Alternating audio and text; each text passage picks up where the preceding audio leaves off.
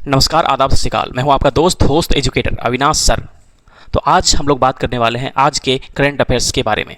जो भी important question आज से पहले या कल के बनते हैं वो मैंने इसमें समाहित किया है।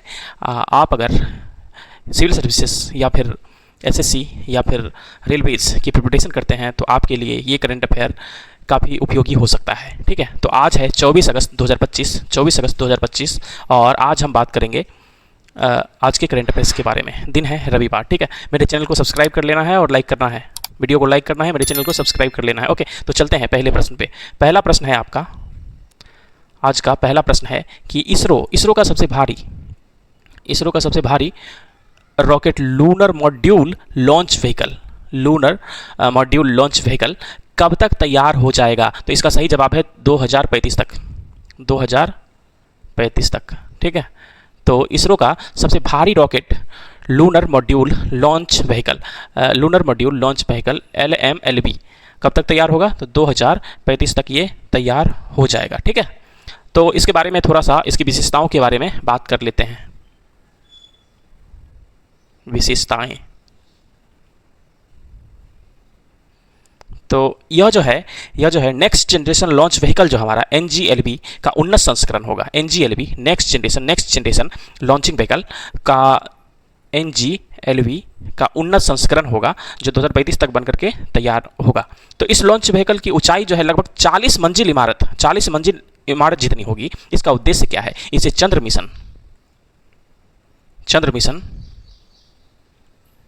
के लिए उपयोग किया जाएगा, जिसमें 2040 तक भारत का पहला मानव चंद्र मिशन भी शामिल है। तो भारत का पहला मानव चंद्र मिशन जो है कब होगा? 2040 में भारत का पहला मानव चंद्र मिशन होगा।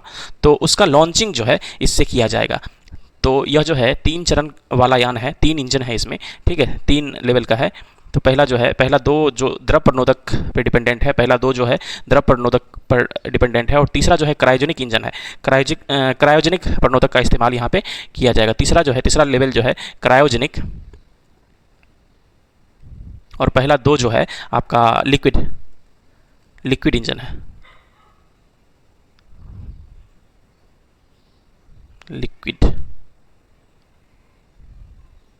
ठीक है, पहला 2। चलिए, तो और इसका पेलोड कितना लेके जाएगा? कहाँ पे? तो अगर लोअर अर्थ ऑर्बिट तक 80 टन का पेलोड लेके जा सकता है और चंद्रमा तक लगभग 27 टन का भार ले जा सकता है ये। ठीक है, चलिए तो अगले प्रश्न पे चलेंगे। अगला प्रश्न है हमारा सुप्रीम कोर्ट ने आवारा कुत्तों से संबंधित समस्या को नियंत्रित करने के लिए संशोधित दिशा निर्देश जारी किया है। विश्व में रेबीज से होने वाले कुल मौतों में से कितने प्रतिशत मौतें भारत में होती है? तो भारत में जो है लगभग 36% मौतें जो है, अगर 100 लोग विश्व में रेबीज से मर रहे हैं तो लगभग जो है 36 लोग जो है सो भारत में मृत्यु होती है। ठीक है, 36% इसका सही जवाब है। ओके, तो हाल ही में सुप्रीम कोर्ट ने क्या आदेश दिया है कि सभी आवारा कुत्तों का जो शेल्टर है शेल्टर में भेज दिया जाए। ऐसा पहले बताया गया था, और अभी क्या है कि अब जो है उन्हें वापस छोड़ने पर भी बात चल रही है। अब 3 जज के बेंच के पास ये मामला गया था, तो जो दिशा निर्देश दिया गया है उसके बारे में थोड़ा सा हम देखेंगे। सार्वजनिक जगहों पर खिलाने पर रोक लगाई गई है। उसके बाद खिलाने के लिए तय स्थान है, एक फिक्स पैलेस होगी, वहीं पे आप कुत्तों को खाना खिला सकते हैं। ठीक है, अब इलाज के बाद वापस छोड़ दिया जाएगा। ये नए दिशा निर्देश है। इसके हिसाब से क्या है कि सार्वजनिक जगहों पर खिलाने पर रोक है, उसके बाद खिलाने के लिए एक फिक्स स्थान तय की गई है, वहीं पे आप खिला सकते हैं उसको। इलाज के बाद वापस छोड़ना, इलाज के बाद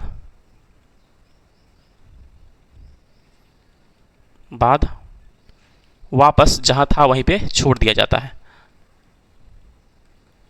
ठीक है, इलाज में क्या क्या इंपॉर्टेंट है? तो बंध्याकरण, कीड़े मारने की दवा देना, या टीकाकरण के बाद कुत्तों को क्या करेंगे? उसी जगह पे वापस छोड़ दिया जाएगा जहाँ से उन्हें पकड़ा गया है। ठीक है, और लेकिन इसमें क्या है कि अगर रेबीज से ग्रसित संदिग्ध रेबीज वाले या आक्रामक कुत्ते जो होते हैं उन पर यह नियम लागू नहीं होता है। उनको तो शेल्टर में ही, आश्रय गृह में ही भेजना सही होगा। ठीक है, तो इससे जो रिलेटेड संवैधानिक प्रावधान है उसके बारे में भी थोड़ा सा देख लेते हैं। तो भारत में आवारा कुत्तों से संबंधित प्रावधान जो है, संवैधानिक प्रावधान में क्या है कि अनुच्छेद आर्टिकल 243 का डब्ल्यू जो है, ये क्या कहता है कि नगर पालिकाओं का कर्तव्य बनता है कि वो आवारा कुत्तों की संख्या को नियंत्रित करे। आवारा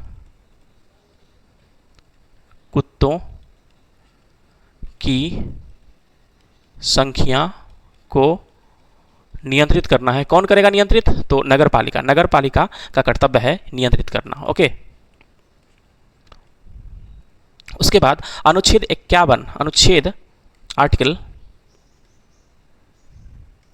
51A का जी जो है, ये क्या कहता है कि नागरिकों का यह मौलिक कर्तव्य है कि जीवित प्राणियों के प्रति दया भाव रखें, है ना, रिलेटेड है, दया भाव रखना है जीवित प्राणियों के प्रति,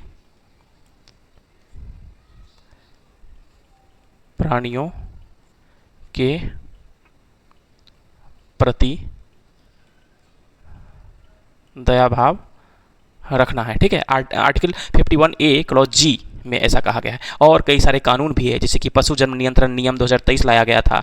यह नियम जो है पशु क्रूरता निवारण अधिनियम 1960 के तहत बनाया गया था। इसका उद्देश्य बंध्याकरण के जरिए आवारा कुत्तों की संख्या को नियंत्रित करना है और टीकाकरण के माध्यम से रेबीज के फैलाव को रोकना है। ये सब चीज़ें हैं। उसके बाद आवारा कुत्तों से संबंधित समस्या तो आप लोग जानते हैं कि आवारा कुत्तों की संख्या जो 2019 में पशुधन गणना के अनुसार लगभग कितना है भारत में? 1.5 करोड़ आवारा कुत्ते हैं। 1.5 करोड़ आवारा कुत्ते हैं। जन सुरक्षा की चिंता होती है। आक्रामक और रेबीज से पीड़ित कुत्तों के हमलों से नागरिकों की सुरक्षा खतरे में है। विश्व में रेबीज से होने वाली कुल मौतों में से भारत में 36% मौतें होती है। इंसानों में होने वाले रेबीज के 99% जो मामला है, 99% मतलब कुत्तों से ही होती है। ठीक है, कुत्तों को काटने या खरोचने से हो जाती है। ठीक है, चलिए अगले प्रश्न पे चले गए। अगला प्रश्न है हमारा हाल ही में महाराष्ट्र सरकार ने हाइपर लूप के निर्माण के लिए किस आईआईटी के startup tutor hyperloop private limited के साथ समझौता किया है? तो ट्यूटर हाइपरलूप प्राइवेट जो है आईआईटी मद्रास का एक स्टार्टअप है। IIT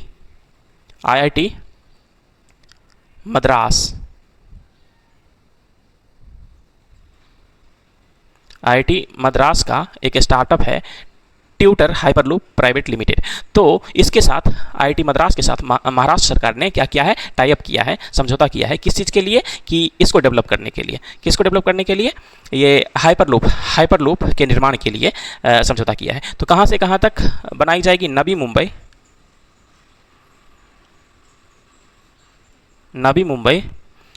Jawahar Nehru port trust को पालघर जिले से जोड़ा जाएगा। ठीक है, पालघर जिले के प्रस्तावित बधावन पोर्ट से, नवी मुंबई से पालघर, यहाँ पे बधावन पोर्ट एक बनाया जा रहा है, बधावन पोर्ट। और यहाँ पे जेएल नेहरू पोर्ट जो है अपना है, JL Nehru port trust,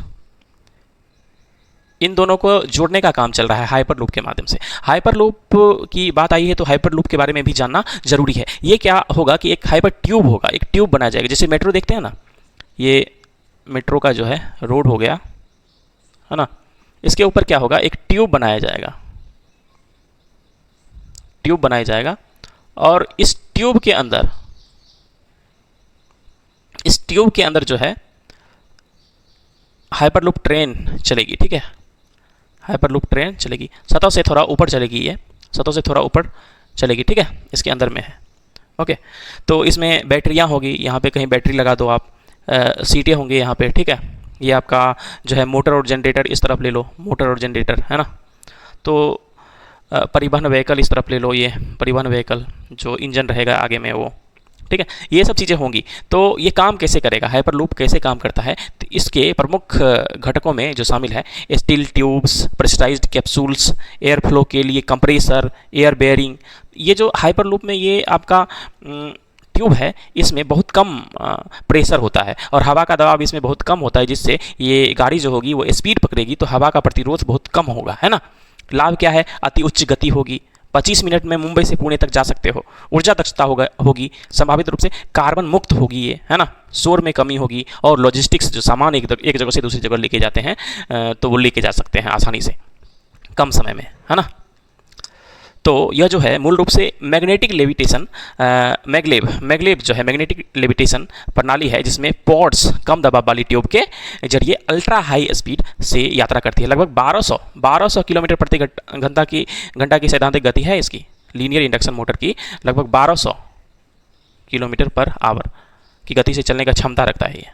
okay, चलिए, लेकिन इसमें क्या है, इससे संबंधित मुद्दे में अगर बात करें तो क्या है कि ये अभी चरण में है, ये संकल्पना अभी इंडिया में स्टार्ट नहीं हो पाया है, इस पर काम जारी है और इसके निर्माण में बहुत ज़्यादा लागत आएगी। मैंने सिंपली बता दिया कि एक ट्यूब होगा, प्रेशर कम होगा या फिर निर्बाध जैसा माहौल होगा उसके अंदर, और उसमें जो है मैग्नेटिक लेविटेशन के माध्यम से ये जो है पैड्स जो है आपका पॉड्स जो है वो ट्रैक के ऊपर हवा में चलेगी।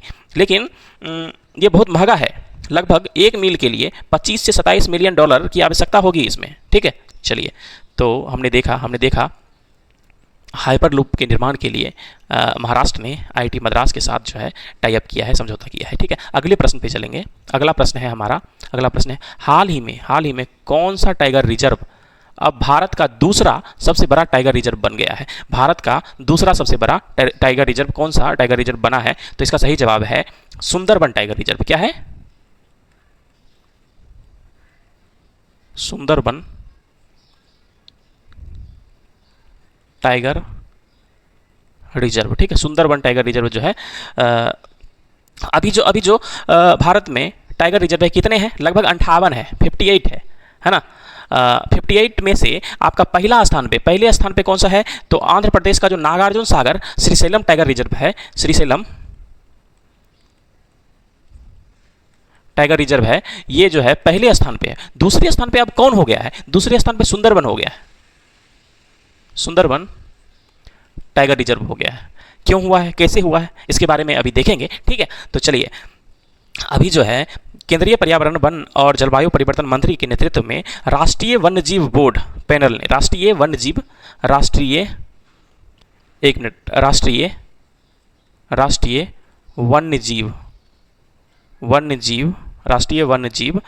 बोर्ड जो है, अच्छा, ये राष्ट्रीय वन्यजीव बोर्ड का अध्यक्ष कौन होता है? तो प्रधानमंत्री होते हैं, प्रधानमंत्री की अध्यक्षता होती है इसमें। ठीक है, तो सुंदर टाइगर रिजर्व के क्षेत्रफल का विस्तार करने के लिए पश्चिम बंगाल सरकार के प्रस्ताव को मंजूरी प्रदान कर दी है। राष्ट्रीय वन्यजीव बोर्ड जो है आपका NBWL जो है राष्ट्रीय वन्यजीव बोर्ड, इसने क्या किया है कि सबसे पहले क्या होता है, कोई भी स्टेट जो है किसी का क्षेत्रफल बढ़ाना है या फिर उसको टाइगर रिजर्व बनाना है, इसके लिए क्या नियम है, इसके बारे में हम देखेंगे। अभी सुंदरबन टाइगर रिजर्व जो है अभी दूसरा सबसे बड़ा टाइगर रिजर्व बना है। तो अगले पृष्ठ पे चलते हैं, एक बार देखते हैं इसके बारे में थोड़ा डिटेल में क्या है। तो आपका जो ये राष्ट्रीय वन्यजीव बोर्ड है, राष्ट्रीय NBWL राष्ट्रीय वन्यजीव बोर्ड जो है, इसके जो हेड होते हैं, अध्यक्ष होते हैं, प्रधानमंत्री होते हैं, PM होते हैं। ओके, और सबसे पहले स्टेट जो है, स्टेट किसी भी एरिया को ये टाइगर रिजर्व बनाना है, इसके लिए क्या करता है कि प्रस्ताव पारित करता है, प्रस्ताव देता है। ठीक है, राज्य से प्रस्ताव गया, उसके बाद वन्यजीव संरक्षण अधिनियम 1972 वन्यजीव संरक्षण अधिनियम 1972 के अंतर्गत जो है एक NTCA बनाई जाती है। NTCA राष्ट्रीय बाघ संरक्षण प्राधिकरण, NTCA बनाई जाती है, ये इसको वेरीफाई करता है। ठीक है, उसके बाद इसकी सलाह देने के बाद NTCA जो है समुचित जांच के बाद राज्य को प्रस्ताव की सिफारिश करता है। ठीक है, राज्य सरकार संबंधित क्षेत्र को टाइगर रिजर्व के रूप में अधिसूचित करते हैं। उसके बाद राज्य सरकार जो है, राज्य में प्रस्ताव प्राप्त होता है, उसके बाद क्या होता है कि NTCA जो है प्रस्ताव की सिफारिश करता है, फिर राज्य सरकार जो है संबंधित क्षेत्र को टाइगर रिजर्व घोषित कर देता है। अगर टाइगर रिजर्व का अब अगर क्षेत्रफल बढ़ाना है, उसके लिए क्या प्रक्रिया है? तो वन्यजीव संरक्षण अधिनियम 1972 की धारा 38W जो है वो क्या बात करती है कि सिफारिश और राष्ट्रीय वन्यजीव बोर्ड ये राष्ट्रीय बाघ संरक्षण प्राधिकरण जो है, इसकी सिफारिश और राष्ट्रीय वन्यजीव बोर्ड की मंजूरी के बिना टाइगर रिजर्व की सीमाओं में बदलाव नहीं किया जा सकता है। ठीक है, इसके लिए प्रस्ताव राज्य से ही प्राप्त किए जाते हैं। राज्य प्रस्ताव भेजेगा, NTCA वेरीफाई करेगा, फिर राज्य जो है उसको टाइगर रिजर्व घोषित कर देगा। क्षेत्रफल बढ़ाना है तो NTCA वेरीफाई करेगा, फिर उसको NBWL के पास भेजेगा, NBWL के पास भेजेगा, ओके, राष्ट्रीय वन्यजीव बोर्ड के पास भेजेगा, वो उसकी मंजूरी होगी, उसके बाद ये स्टेट जो है उसको क्षेत्रफल को बढ़ा घटा सकता है। सुंदरबन टाइगर रिजर्व के बारे में थोड़ा सा ध्यान रखना है कि पश्चिम बंगाल के तटीय जिले में ये स्थित है। इसकी विशेषता है कि एकमात्र यही ऐसा मैंग्रोव है जिसमें बाघों की एक विशाल आबादी पाई जाती है। ठीक है, इस टाइगर रिजर्व के तहत आने वाला राष्ट्रीय उद्यान क्षेत्र एक प्राकृतिक विश्व धरोहर स्थल है और सुंदरबन जैव मंडल रिजर्व का हिस्सा है। ठीक है, चलिए अगले प्रश्न पे चलेंगे। अगला प्रश्न है हमारा, आरबीआई के दस्तावेज में कहा गया है कि वैश्विक चुनौतियों के बीच लचीला मुद्रास्फीति लक्ष्यीकरण ढांचा भारत के लिए उपयोगी रहा है। मुद्रास्फीति का रेंज क्या है? तो मुद्रास्फीति जो है उसका रेंज अभी क्या है इंडिया का 4 + -2 है ना। मुद्रास्फीति कितना होना चाहिए? तो 4 + -2 होना चाहिए। ठीक है, तो एफटीआई जो है आपका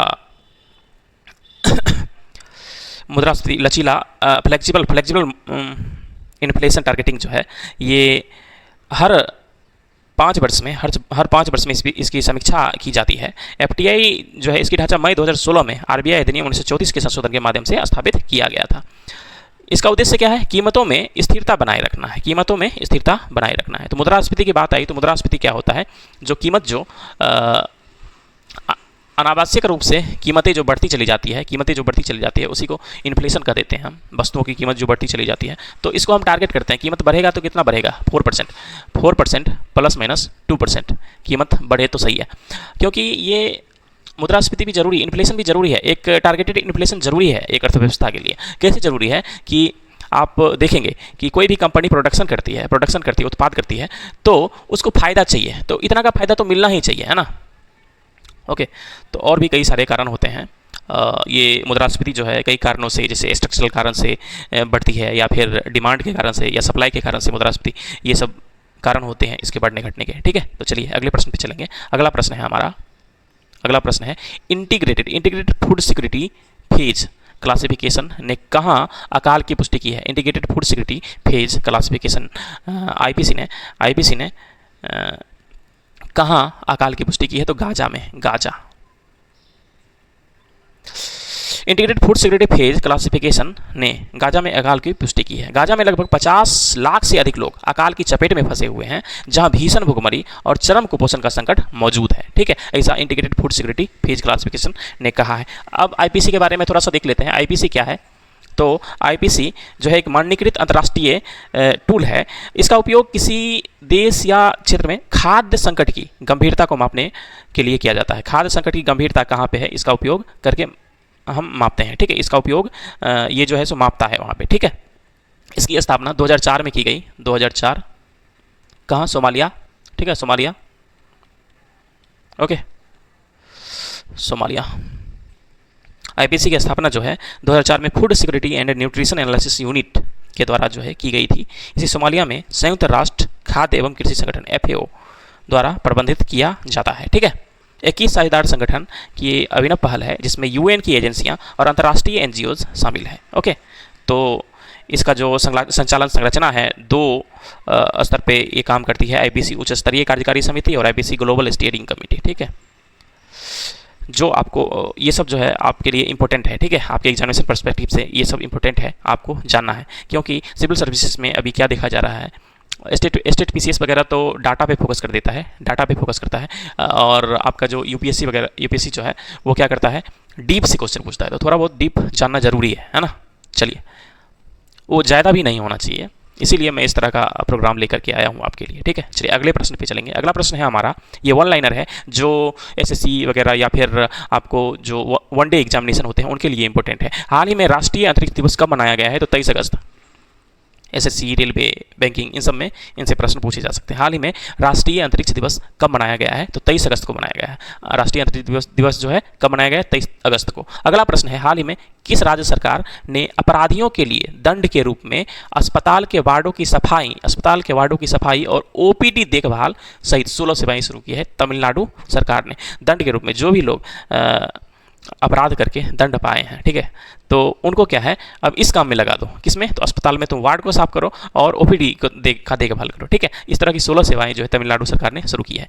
नेक्स्ट प्रश्न है, अगला प्रश्न है, हाल ही में आई एडीआर की रिपोर्ट के अनुसार देश में सबसे अमीर मुख्यमंत्री कौन है? चंद्रबाबू नायडू, पहले से ही है, ठीक है, चंद्रबाबू नायडू इस प्रश्न का सही जवाब है। अगले प्रश्न पे चलेंगे। अगला प्रश्न है ग्रेट निकोबार इंफ्रास्ट्रक्चर प्रोजेक्ट का क्रियान्वयन किस एजेंसी द्वारा किया जाता है? ठीक है, तो किया जा रहा है, तो ग्रेट निकोबार इंफ्रास्ट्रक्चर प्रोजेक्ट क्या है इसके बारे में जानना जरूरी है। तो हाल ही में क्या हुआ है कि जनजातीय परिषद ने कहा है, जनजातीय परिषद क्या कहा है? ग्रेट निकोबार इंफ्रास्ट्रक्चर प्रोजेक्ट पर जनजातीय लोगों के वन अधिकारों से जुड़ी चिंता जो है उसका समाधान नहीं हो पाया है, तो समाधान करना जरूरी है। क्या वहाँ पे ग्रेट निकोबार में आप देखेंगे तो सोमपेन और निकोबारीज दो तरह की जनजातियाँ रहती है, सोमपेन और निकोबारीज। तो हम जो डेवलपमेंट कर रहे हैं उनके साथ भी कंप्लाई करना चाहिए कि नहीं करना चाहिए, इसीलिए उनके अधिकारों को भी देखना जरूरी है, उनकी चिंताओं को भी समझना जरूरी है, ठीक है। तो ग्रेट निकोबार इंफ्रास्ट्रक्चर प्रोजेक्ट में जो है ये प्रोजेक्ट अंडमान और निकोबार द्वीप समूह जो है उसके दक्षिणी छोर यानी ग्रेट निकोबार द्वीप पर प्रस्तावित है। इस परियोजना में क्या क्या होना है? तो ट्रांसशिपमेंट पोर्ट आपका हो गया, उसके बाद अंतर्राष्ट्रीय हवाई अड्डे हो गए, टाउनशिप का विकास हो गया, उसके बाद 450 MVA का गैस और सौर ऊर्जा आधारित पावर प्लांट लगाना है वहाँ पे, ठीक है। इसका क्रियान्वयन एजेंसी जो है कौन होगा? अंडमान एंड निकोबार द्वीप समूह एकीकृत विकास निगम, द्वीप समूह एकीकृत विकास निगम, ठीक है। आपको ये सब लिखना है, ठीक है, लिख करके रखेंगे तो बाद में इसको रिवाइज कर सकते हैं। ओके, चलिए अगले प्रश्न पे चलेंगे। अगला प्रश्न है हमारा क्या है जी? अगला प्रश्न, ओके, जम्मू और कश्मीर सरकार ने आतंकवादियों से कथित सांठगांठ के आरोप में 2 कर्मचारियों को, 2 सिविल सर्वेंट्स को बर्खास्त कर दिया है। यह निर्णय संविधान के किस अनुच्छेद के तहत लिया गया है? तो यह निर्णय जो है संविधान के आर्टिकल 311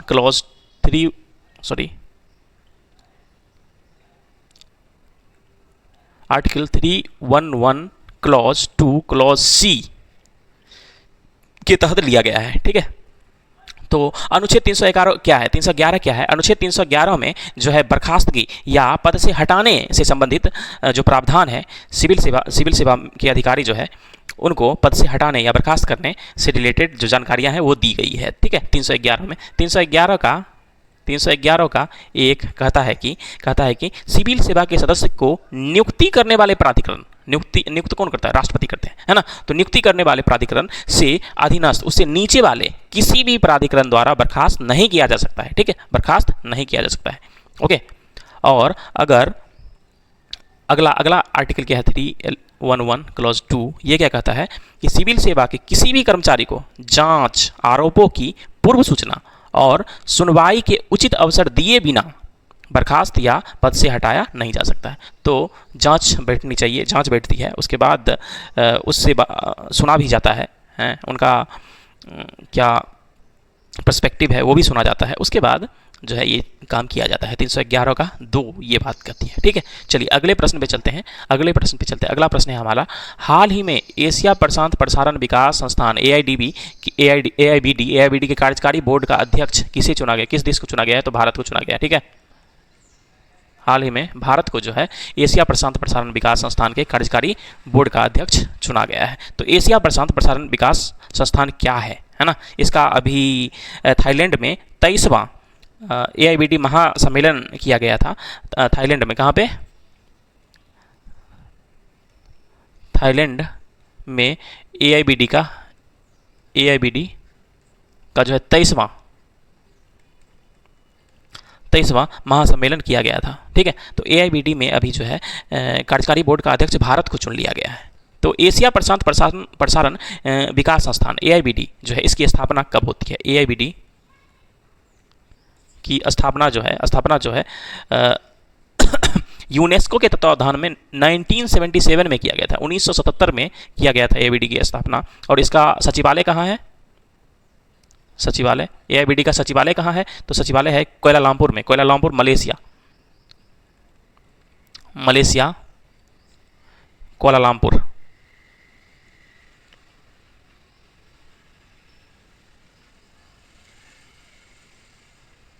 ठीक है, मलेशिया से कुआलालंपुर। ओके, तो चलिए अगले प्रश्न में चलेंगे और इसके सदस्यों के बारे में भी जान लीजिए। लगभग यहाँ पे 45 देश से 92 संगठन इसके 92 संगठन इसके सदस्य हैं। ओके, 92 संगठन इसके सदस्य, ठीक है। भारत AIBD का संस्थापक सदस्य है और यहाँ से प्रसार भारती, जानते हो ना, प्रसार भारती सूचना और प्रसारण मंत्रालय का प्रतिनिधित्व करती है। ओके, चलिए अगले प्रश्न पे चलेंगे। अगला प्रश्न है हमारा, हाल ही में यूक्रेन ने रूस की द्रुजबा तेल पाइपलाइन के एक अहम पंपिंग स्टेशन पर रॉकेट और ड्रोन से अटैक किया। यह पाइपलाइन जो है किन किन देश को क्रूड ऑयल सप्लाई करती है? तो किन देश को ये द्रुजबा पाइपलाइन जो है तेल सप्लाई करती है? तो यह हंगरी, रूस से चलकर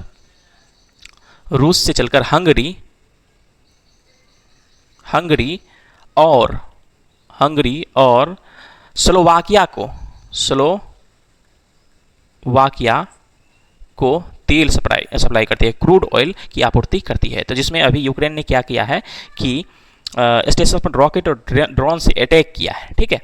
इस पाइपलाइन को ये द्रुजबा पाइपलाइन है, द्रुजबा पाइपलाइन जो है इसको फ्रेंडशिप पाइपलाइन भी कहा जाता है।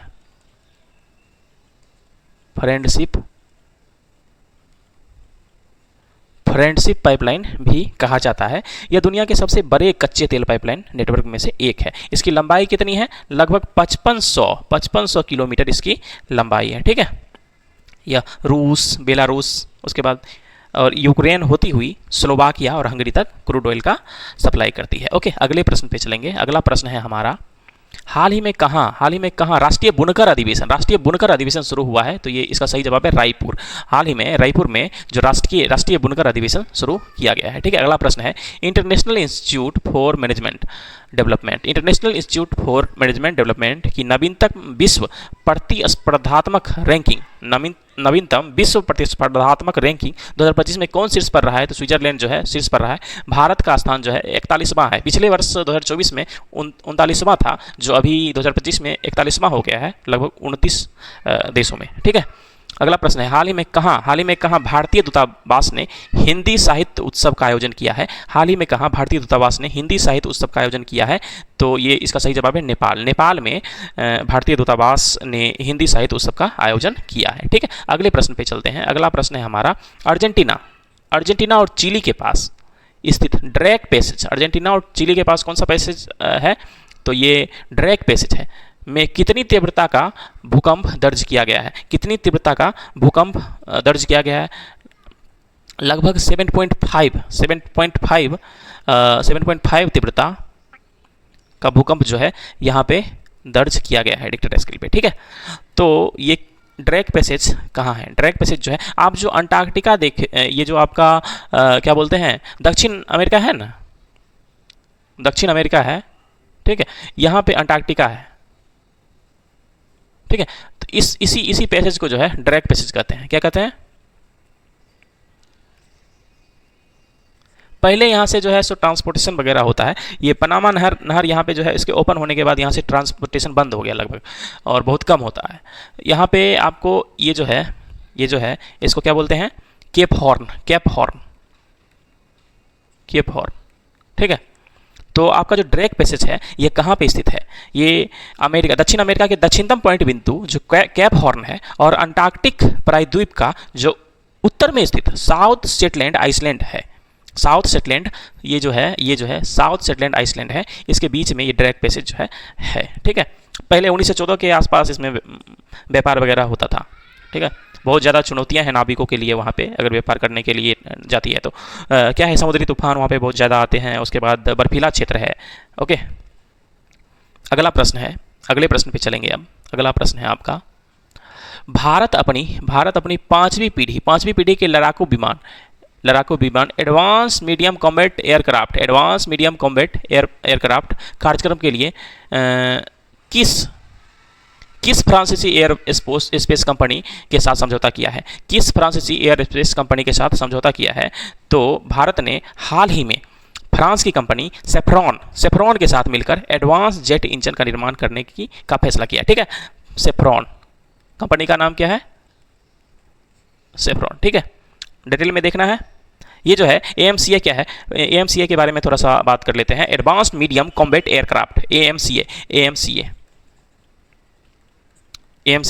तो AMCA 5वीं पीढ़ी का और मध्यम वजन का स्टील्थ फाइटर जेट है। इसमें लगभग 15,000 करोड़ रुपए की लागत होगी और DRDO के द्वारा ये विकसित किया जाएगा, है ना। समय सीमा जो है इसका प्रोटोटाइप 2028-29 में तैयार होगा और 34-35 तक सेना में शामिल किए जाने का अनुमान है। ठीक है, 2024-35 तक इसको जो है AMCA को शामिल किया जा सकता है। 5वीं पीढ़ी के लड़ाकू विमान की विशेषताएं क्या है? इसकी विशेषताएं हैं स्टील्थ क्षमता है इसमें, स्टील्थ क्षमता है इसमें। उसके बाद 2 इंजन है इसमें, ट्विन इंजन द्वारा संचालित सुपर क्रूज, है ना। एडवांस्ड AI सक्षम है, एडवांस AI का यूज इसमें किया जाएगा। AESA राडार के माध्यम से लंबी दूरी तक लक्ष्य का पता लगा करके मार सकता है ना। चलिए अगले प्रश्न पे चलेंगे। अगला प्रश्न है हाल ही में कहाँ औपनिवेशिक दौर में शुरू हुआ पर्व, जो पहले के टाइम में औपनिवेशिक टाइम में ही शुरू हुआ पर्व, बुरी शक्तियों को दूर करने और सामाजिक असंतोष को प्रकट करने के माध्यम के रूप में मारबत उत्सव मनाया गया। ये मारबत उत्सव कहाँ मनाया गया है? तो इसका सही जवाब है नागपुर। अगला प्रश्न है जस्टिस डिनाइड जस्टिस लॉस्ट नामक पुस्तक किसने लिखी है? तो कंचन चक्रवर्ती। हाल ही में एक पुस्तक लिखा गया है जिसका नाम है जस्टिस डिनाइड जस्टिस लॉस्ट। इस पुस्तक के लेखक कौन है? तो कंचन चक्रवर्ती इसके लेखक है। हाल ही में प्रधानमंत्री मोदी 2 सितंबर 2025 को कहाँ सेमीकंडक्टर इंडिया 2 सितंबर कहाँ सेमीकंडक्टर होगा, ठीक है, सेमीकंडक्टर इंडिया 2025 का उद्घाटन करेंगे तो नई दिल्ली में करेंगे 2 सितंबर 2025 को। ठीक है, चलिए अगले प्रश्न पे चलेंगे। अगला प्रश्न है हमारा भारतीय वायु सेवा किस देश से और अधिक रैम्पेज मिसाइल खरीदेगी? तो रैम्पेज मिसाइल जो है कौन देश बनाता है? इजराइल बनाया है, इजराइल का है। पहले भी हमने इससे खरीदा था, इजराइल। तो और भी रैम्पेज मिसाइल हम इससे खरीदने वाले हैं, भारतीय वायुसेना जो है खरीदेगी। यह हवा से जमीन पर मार करने वाली, सटीक निशाना लगाने वाली लंबी दूरी का मिसाइल है। ठीक है, लंबी दूरी, यह सुपरसोनिक गति से हमला करता है। और इजराइल एयरोस्पेस इंडस्ट्रीज, इसका विकास कौन कर रहा है? इजराइल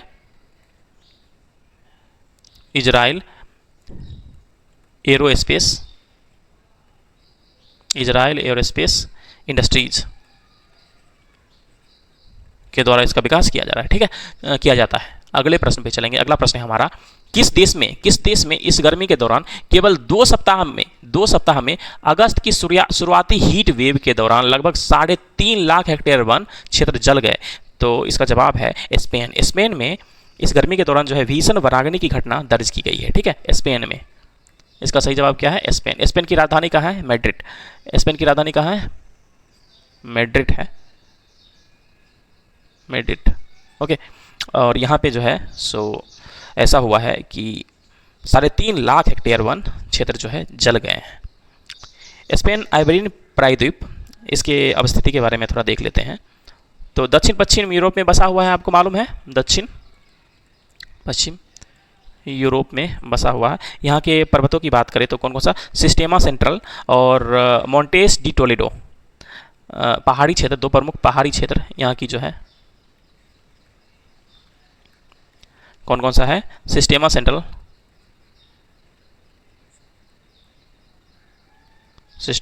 और मोंटेस डी टोलेडो।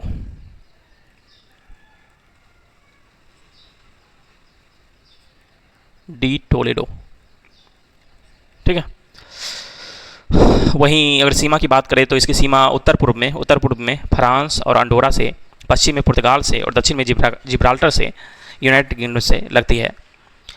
स्पेन का जो स्वायत्त शहर है मेलिला और सेउटा की सीमा मोरक्को से लगती है। ठीक है, चलिए, और समुद्री सीमा की बात करें तो भूमध्य सागर से जस्ट ऊपर है ये, उत्तर पश्चिम और दक्षिण पश्चिम में अटलांटिक महासागर इस तरफ हो गया है ना। तो चलिए आज यहीं पे रोक देंगे, नहीं तो देखते हैं अगला प्रश्न क्या है। अगला प्रश्न कुछ है तो देखेंगे। हाँ, हाल ही में अमेरिका के राष्ट्रपति ने किसे भारत में अमेरिकी राजदूत नियुक्त किया? सेर्जियो गोर को अमेरिकी राजदूत भारत में नियुक्त किया गया है अमेरिका के राष्ट्रपति के द्वारा। ठीक है, अगला प्रश्न है हाल ही में किस बैंक ने MSME के लिए उत्कृष्ट केंद्र सेवा शुरू की, उत्कृष्टता केंद्र होता है। हाल ही में किस बैंक ने एमएसएमईज के लिए उत्कृष्टता केंद्र शुरू किया है? तो स्टेट बैंक। स्टेट बैंक कहाँ क्या? गुरुग्राम स्थित अपना जो स्टेट बैंक अकादमी है, एकेडमी जो है, उसमें शुरू किया है। हाल ही में किस बैंक ने एमएसएमईज के लिए उत्कृष्टता केंद्र शुरू किया है? तो स्टेट बैंक ऑफ इंडिया ने शुरू किया है। ठीक है, अगला प्रश्न नहीं है, यहीं पे समाप्त हो गया द एंड। तो दोस्तों आपको क्या करना है, हमारे वीडियोज़ को लाइक करना है, सब्सक्राइब करना है, ओके। और हर रोज़ मैं आपके लिए करंट अफेयर लेकर के आता हूं और बहुत ही इंपॉर्टेंट क्वेश्चंस उसमें रहते हैं, जैसा कि आपने देखा है और आप देखते होंगे कि मैं जो है जो एग्जामिनेशन के पर्सपेक्टिव से क्या इंपॉर्टेंट क्वेश्चंस है उसी को लेके आता हूं। तो आप लाइक करिए, सब्सक्राइब करिए और दोस्तों को शेयर करिए। ठीक है, चलिए, धन्यवाद।